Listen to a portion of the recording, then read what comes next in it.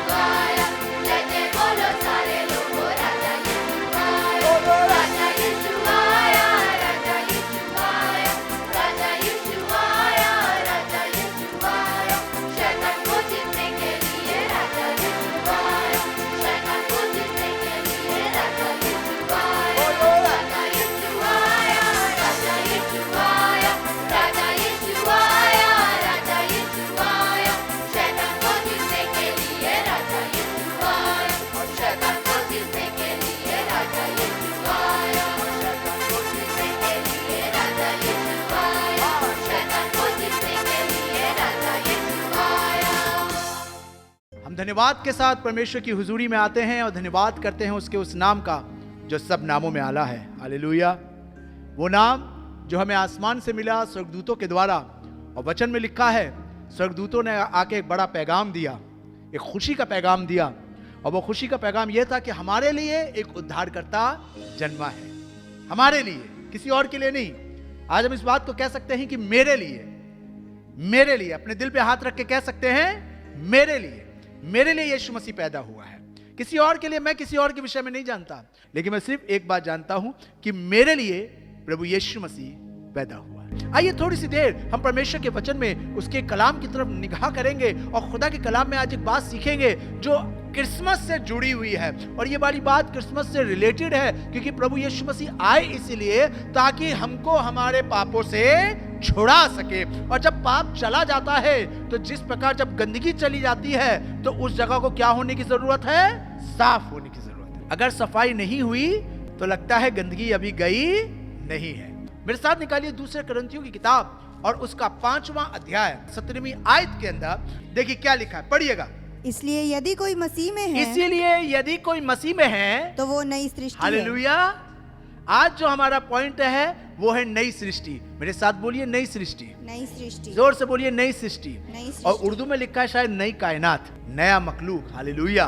नई चीज अच्छी लगती है, नया कपड़ा पहनना बड़ा अच्छा लगता है, नया मोबाइल बड़ा अच्छा लगता है, नई गाड़ी में बैठ के जाने का मजा ही अलग है, नए घर में रहने का लुत्फ ही अलग है, बड़ा मजा आता है। सोच के देखिए, जब नया मोबाइल से, जो कि एक निर्जीव है, नॉन लिविंग थिंग है, और जब वो वाला मोबाइल हम हाथ में लेते हैं, हमें कितना अच्छा लगता है। हमारे पांव जमीन पर नहीं होते, हम उछलते रहते हैं, यूं यूं करके फोटो डालते हैं और पोजेस खींचते हैं और खूब वीडियो बनाते हैं, खूब उसके सामने, शीशे के सामने रख रख के यूं यूं यूं देख देख देख के खूब करते हैं, कितना अच्छा लगता है। नया मोबाइल है, नया नया होता है, जैसे कहते हैं ना कि नई नई दुल्हन अपनी नत बड़ी छेड़ती है, ऐसे जब नया नया मोबाइल आता है तो कितना मजा आता है, अच्छी बात है। तो उसी तरह जब नया जीवन बन जाएगा तो खुदा को कितना मजा आएगा, स्वर्गदूतों को कितना मजा आएगा, ऊपर बैठे 2400 प्राचीनों को कितना मजा आएगा। या यूं समझ के देखिए कि हमारे पास वो सामर्थ है जो स्वर्ग के राज्य के अंदर आनंदित मचा सकती है,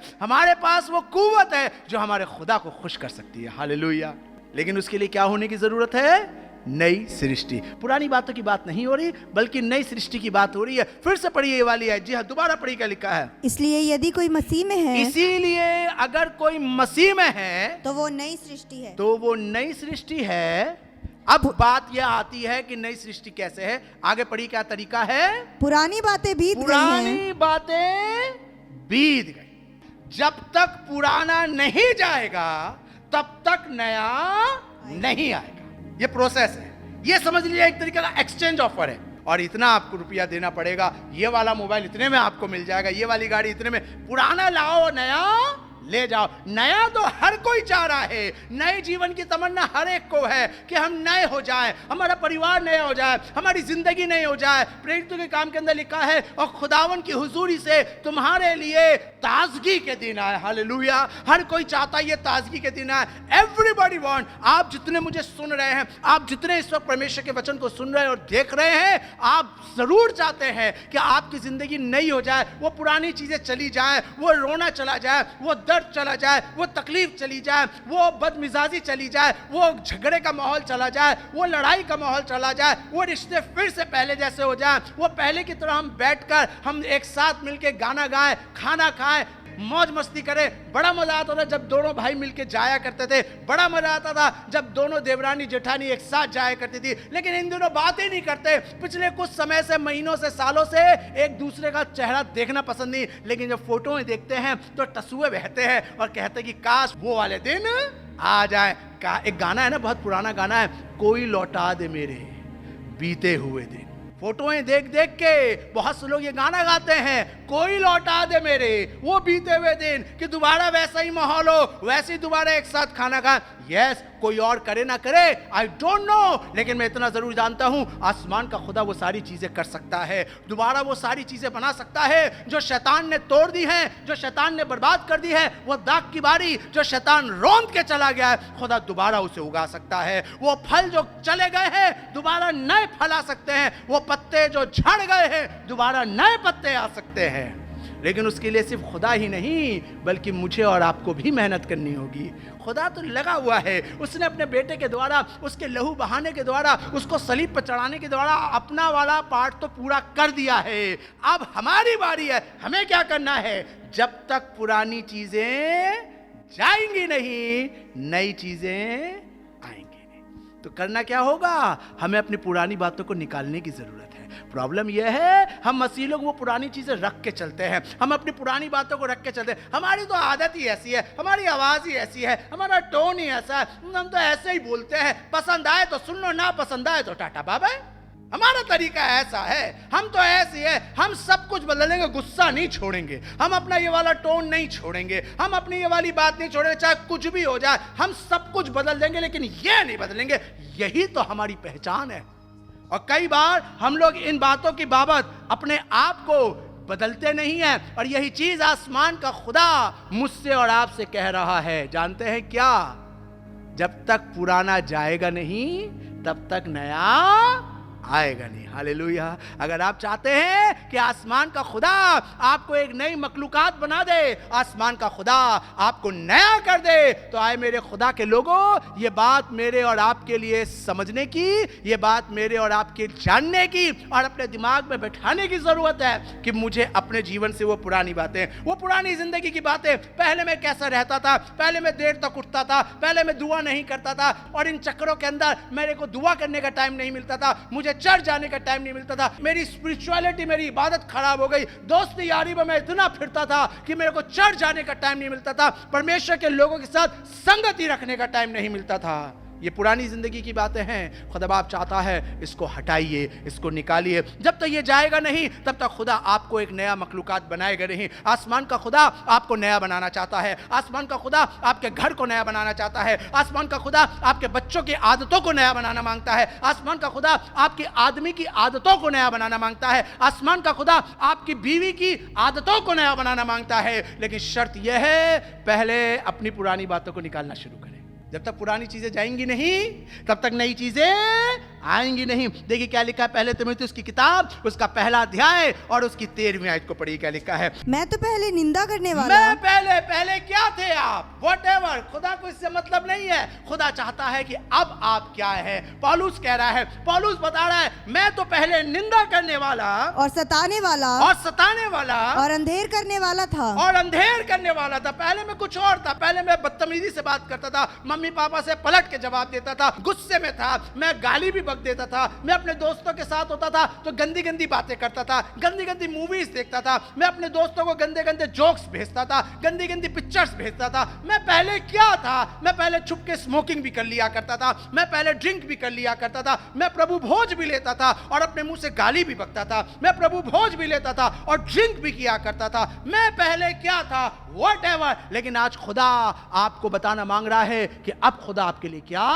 कर सकता है। ये रिकॉग्नाइज कर रहा है, ये एडमिट कर रहा है। कई बार हम लोग इन वाली बातों को समझ नहीं पाते, अपनी गलतियों को एक्सेप्ट नहीं कर पाते कि हम कहां गलत। हम नए क्यों नहीं बन पा रहे हैं, हमारा घर क्यों नहीं नया बन पा रहा? क्योंकि हम अभी तक अपनी गलतियों को एक्सेप्ट नहीं कर पा रहे कि हम गलत हैं। हम अपनी गलतियों के विषय में सोच नहीं पा रहे। ये खुदा का बहुत बड़ा खादिम है। ये ऐसा खादिम है जिसने बाइबल के अंदर 13 किताबें लिखी है। ये एक ऐसा खादिम है, यीशु मसीह की सेविकाई को एशिया के अंदर सबसे ज्यादा रूप में फैलाया है। बहुत इसने समुद्र की यात्राएं करी और जगह पर जगह प्रभु यीशु मसीह की कलीसियाओं को स्थापित करा है। ये इतना बड़ा खादिम लोगों के सामने जानते क्या बता रहा है? मैं पहले ऐसा था। क्या आप अपने आप को रिकॉग्नाइज करें, मैं पहले क्या था? बाइबल में लिखा है, एक डाकू जो यीशु मसीह के दाएं तरफ, उसके एक तरफ लटकाया गया था, वो कहने लगा, हम तो अपने किए की सही सजा एडमिट कर रहा है कि मुझसे गलती हुई। दाऊद राजा इस वाली बात को कहने लगा, जब मैंने कहा कि मेरा पांव फिसल चुका।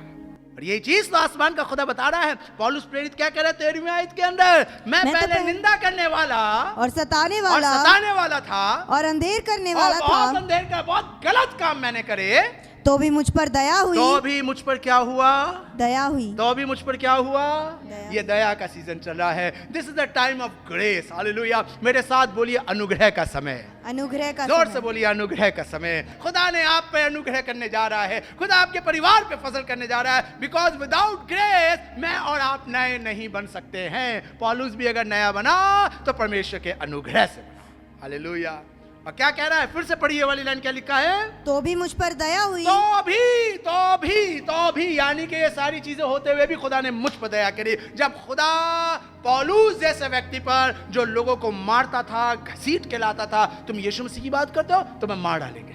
तुम यीशु मसीह के नाम को लेते हो, लेकर आओ, उसे घसीट के लाओ।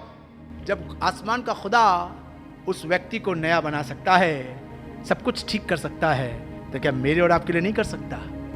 मेरे और आपके लिए भी कर सकता है। आगे, तो भी मुझ पर दया हुई। क्योंकि मैंने अविश्वास की दशा में बिन समझे बूझे, जी हाँ, ये काम किए थे। तो भी मुझ पर अनुग्रह हुआ। और वही अनुग्रह जो पौलुस पे हुआ, वही अनुग्रह आज खुदा आप पे करना चाहता है। आमेन। Just change yourself. आज मुझे और आपको अपने आप को नया बनाने की जरूरत है। आज मुझे और आपको अपने आप को बदलने की जरूरत है। यह हिजकेल की किताब, उसका 11वां अध्याय और उसकी 19वीं आयत। पढ़ी क्या लिखा है? मैं उनका हृदय एक कर दूंगा और उनके भीतर नई आत्मा उत्पन्न करूंगा। जब हम अपने अंदर से चीजों को निकालना शुरू करेंगे, डेली प्रेयर में जाएंगे, रोज दुआ करेंगे, खुदा बाप मेरा गुस्सा दूर कर दे, खुदा बाप मेरी बदमिजाजी दूर कर दे, खुदा बाप मेरी बदनीयती दूर कर दे, खुदा बाप मेरा उल्टा बोलना दूर कर दे, आज्ञा ना मानना दूर कर दे, खुदा बाप मेरे अंदर आलस है, मेरे आलस को दूर कर दे, खुदा बाप मेरे अंदर जिद्दीपन बहुत है, मेरे जिद्दीपन को, स्टबन को मेरे अंदर से दूर कर दे। जब हम इन वाली बातों के लिए अपने जीवन के लिए परमेश्वर से प्रार्थना करेंगे तो जानते दूसरी तरफ एक काम शुरू होगा। जानते क्या है? इधर से मेरे अंदर से गुस्सा जा रहा है, इधर से मेरे अंदर से गालियां निकल रही हैं, इधर से मेरे अंदर से ये चीजें निकल रही हैं, उधर से खुदा मेरी आत्मा को नया कर रहा है। हालेलुया। ये प्रोसेस साथ साथ चलता रहेगा, इसमें डिले नहीं होगा। इधर से यहां से गलत चीजें निकलेंगी और यहां से अच्छी चीजें आना शुरू होंगी। आमीन। खुदा बाप मेरे को और आपको नया करने जा रहा है। उनके भीतर नई आत्मा उत्पन्न करूंगा। हालेलुया। आसमान का खुदा एक नई आज्ञा देता हूं। एक नई आज्ञा देता हूं। A new command. पुरानी आज्ञा क्या थी? दांत के बदले दांत, आंख के बदले आंख, हाथ के बदले टिट फॉर टैट। आज सारी दुनिया में यही हो रहा है। उसने मुझे नहीं बुलाया, मैं उसे नहीं बुलाऊंगा। उसने मुझसे प्रेज लॉर्ड नहीं करा, अब आओ तुम अगले संडे, देखो हम भी तुमसे प्रेज लॉर्ड नहीं करेंगे। उसने कॉफी के लिए नहीं पूछा, हम भी नहीं पूछेंगे। उसने खाने पे नहीं बुलाया, हम भी नहीं बुलाएंगे। सारी दुनिया में यही हो रहा है, टिट फॉर टैट, आंख के बदले आंख, दांत के बदले दांत, हाथ के बदले हाथ। लेकिन अब जो मसीह यीशु में है उनके लिए नई आज्ञा है। जानते क्या? मैं तुम्हें नई आज्ञा देता हूं कि एक दूसरे से प्रेम रखो, एक दूसरे से मोहब्बत। मुंह देख के मोहब्बत नहीं कि मेरे रिश्तेदार है तो इनसे मोहब्बत है, ये मेरे रिश्तेदार नहीं है, हाँ ठीक है, दूर से हालेलुया प्रेज लॉर्ड, और बाकी से खूब छप्पी पापा के प्रेज लॉर्ड कर रहे। ऐसे मेरे मुंह देखिए नहीं। एक दूसरे से अपने समान, ये खुदा बाप की, यीशु मसीह की नई आज्ञा है कि एक दूसरे से। दूसरा कौन? हु सेकंड पर्सन, जो आपके साथ बैठ के इबादत करता है, जो आपके साथ प्रभु भोज लेता है, जो आपके साथ चर्च आ रहा है, वो सेकंड पर्सन है। उससे भी वैसे ही मोहब्बत करो जैसे तुम अपने लोगों से करते हो। जब खाना निकालो तो मुंह देख के खाना ना निकालो, अच्छा ये मेरे वाले हैं तो इनको टांग दे दी, कोई दूसरा आया तो गर्दन की छोटी वाली टेढ़ी वाली हड्डी दे दी, कोई तीसरा आया तो वो छोटा वाला पंख वाला जो पीस होता है, विंग्स होते हैं, वो दे दिए। नहीं, मुंह देखी मोहब्बत नहीं। जो आया सबको एक जैसी मोहब्बत। हालेलुया। मैं तुम्हें एक नई आज्ञा देता हूं। मुझे नहीं पता आप किसकी आज्ञा अब तक मानते आए, आई डोंट नो आप किसका हुक्म अब तक मानते आए, और किसका हुक्म मान के आपने अपने भाई से आज तक बात नहीं करी, आपने अपनी बहन से आज तक बात नहीं करी, आपने अपने रिश्तेदारों से आज तक बात नहीं करी, आपने अपने परिवार वालों के साथ अच्छा रिलेशन नहीं रखा, अपने घर वालों के साथ अच्छा रिलेशन नहीं रखा।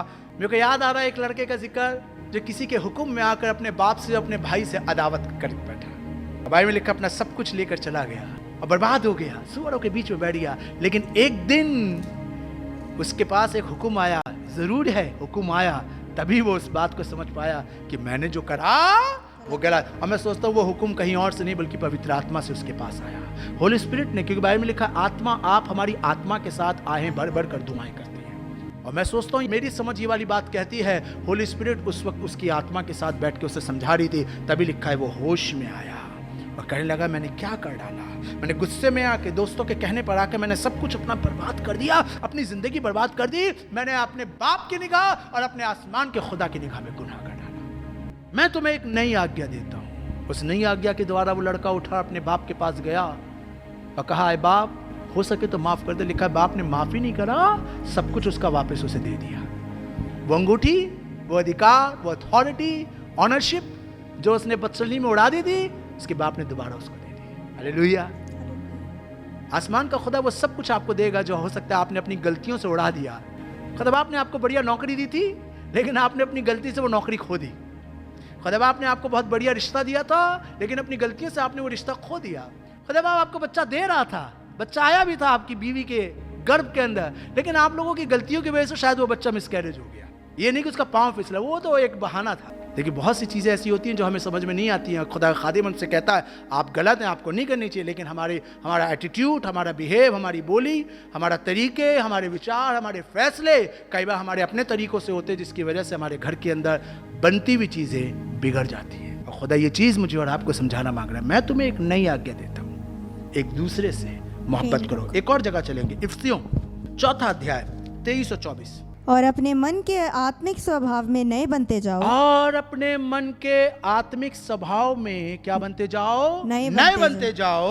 और नए मनुष्य तत्व को पहन लो। और नई न्यू पर्सनालिटी, नया व्यक्तित्व, नई बोली, नई चाल, नई ढाल, सब कुछ नया। कपड़े नए पहनने की बात नहीं हो रही है।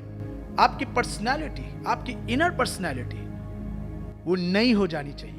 बाइबल में लिखा है रोमियोस के 12वें अध्याय में, और तुम्हारी बुद्धि के नए हो जाने से तुम्हारा चाल चलन भी नहीं। तुम्हारी बुद्धि के नए हो जाने से। कई बार हमारी बुद्धि नई हो ही नहीं पा रही। हम लोग अपनी बुद्धि को नया नहीं कर रहे हैं, हम अपनी वही पुरानी ओल्ड। भाई एक सिंपल सी बात है, हम सबके पास मोबाइल है, आज हर कोई मोबाइल यूजर है। ये हमारी नॉन लिविंग थिंग, इसको भी रन करने के लिए हर दूसरे तीसरे महीने अपडेट की जरूरत पड़ती है, जो कंपनी की तरफ से आता है। और जितने मोबाइल यूजर्स हैं उन्हें मालूम है, अगर वो अपडेट हम ना करें अपने वर्जन के अंदर मोबाइल के, तो हमारा मोबाइल लटक जाएगा, वो वर्क ही नहीं करेगा। कोई ना कोई फंक्शन लटक आ देगा, कैमरा काम नहीं करेगा, हम कैमरा खोलेंगे वो एरर बताएगा, एप्लीकेशन क्लोज कर देगा, मैसेज को खोलेंगे व्हाट्सएप को खोलेंगे वो क्लोज कर देगा, फेसबुक खोलेंगे वो क्लोज कर देगा। क्यों? क्योंकि अपडेट मांग रहा है और हम अपडेट दे नहीं रहे।